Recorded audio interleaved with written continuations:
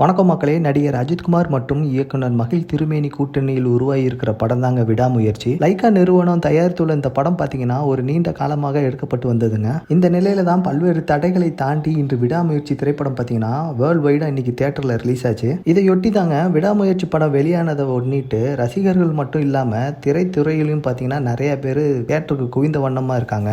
இந்த படம் பார்த்தீங்கன்னா எல்லா தியேட்டர்ஸ்லயும் பார்த்தீங்கன்னா பயங்கரமா ஓடிக்கிட்டு இருக்குது. இந்த படத்தோட ஒன்லைன் ஸ்டோரி என்னன்னு பார்த்தீங்கன்னா அஜித் மற்றும் த்ரிஷா பார்த்தீங்கன்னா லவ் பண்ணி கல்யாணம் பண்ணிக்கிறாங்க. ஒரு சில பிரச்சனை காரணமாக இவங்க ரெண்டு பேரும் பார்த்தீங்கன்னா டிவோர்ஸ் பண்ணிடலான்னு முடிவு எடுக்கிறாங்க. அப்போ கடைசியா ஒரு டிரைவ் போகலான்னு முடிவு பண்ணி ரெண்டு பேரும் செல்லும் போது ஒரு தருணத்துல த்ரிஷாவை கடத்திடுறாங்க. அதுக்கப்புறம் பார்த்தீங்கன்னா அஜித் த்ரிஷாவை காப்பாத்தினாங்களா இல்லையாங்கிறது தாங்க இந்த படத்தோட மீதி கதை. இந்த படத்துல பார்த்தீங்கன்னா அஜித் ஒரு செட்டிலான பெர்ஃபார்மன்ஸ் பண்ணியிருப்பாருங்க.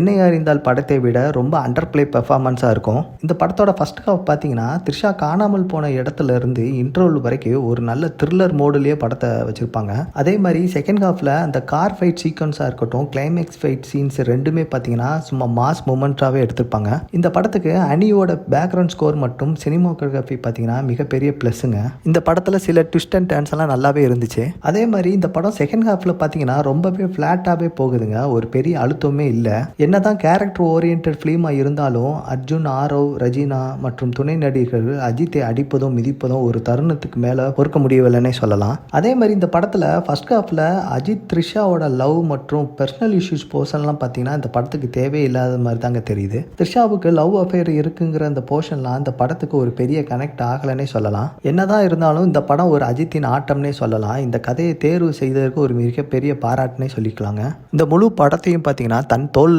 சுமக்கிறாருன்னே சொல்லலாம். அதே மாதிரி இந்த படத்துல அர்ஜுன், ரஜினா, ஆரவ் அவங்களுக்கு கொடுத்த வேலையை இந்த படத்துல கச்சிதமாவே பண்ணியிருக்காங்க. இந்த படத்தோட மற்றொரு ஹீரோன்னு பார்த்தீங்கன்னா நம்ம அண்ணி தாங்க. பல இடங்கள்ல காட்சியை கடத்துவது அவரோட இசை தாங்க. அதே மாதிரி ஒளிப்பதிவாளருக்கு பார்த்தீங்கன்னா ஒரு ஸ்பெஷல் பாராட்டுன்னே சொல்லலாம். இந்த படத்துல முதல் பாதியில் லவ் போர்ஷன்லாம் பார்த்தீங்கன்னா மகிழோட டச் நல்லாவே இருந்துச்சுங்க. அது முடிஞ்சதுக்கு அப்புறம் பார்த்தீங்கன்னா படத்தோட திரைக்கதையெல்லாம் ரொம்ப வேகமாக போச்சு. அதே மாதிரி அர்ஜுனோட கேரக்டர் பார்த்தீங்கன்னா இன்னும் வலுவாக எழுதி முதல் பாதி போல ரெண்டாவது பாதியிலும் மகிழ் வேகத்தை காட்டியிருந்திருக்கலாம். அதே மாதிரி கொஞ்சம் மெதுவாக நகர்வதை தாண்டி இது ஒரு பக்கா ஆக்ஷன் த்ரில்லர் படம் தாங்க.